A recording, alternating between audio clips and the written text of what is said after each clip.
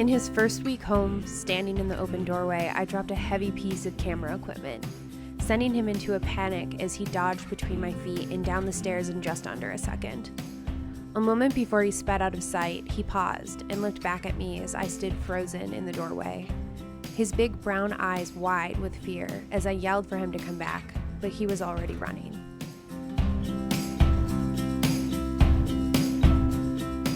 The day I met Lester, I knew that we had work to do. He had come into the Santa Fe animal shelter with a chain wrapped tightly around his neck.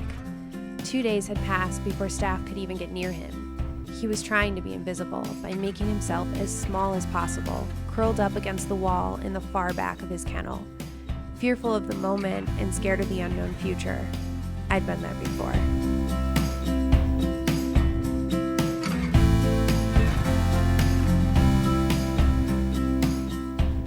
Four months passed, and a team of people worked tirelessly to rebuild what he had lost. Slowly, he began to wag his tail, and his eyes looked sweetly at the loving hands offering treats and soft pets. He was ready for adoption. And me, I'd been waiting my whole life for him.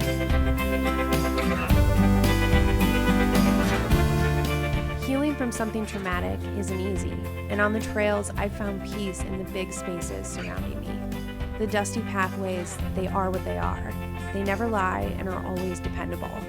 They've guided me to beautiful places, brought me joy and direction in harder times.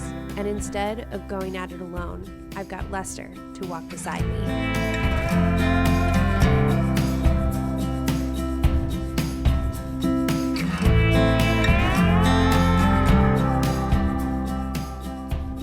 Whatever cards he was dealt over the past 2 years, they don't matter to me. In this great big place, it's him and I now, just a girl and her dog, taking on all the ins and outs that life will no doubt throw our way. These days, when I stand in my open door, I'm greeted by extreme tail wags and sloppy, wet-nosed kisses.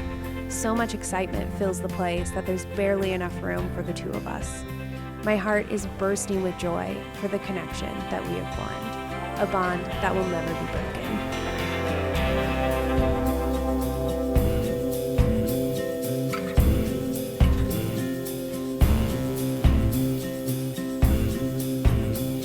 Petco Foundation, proud supporter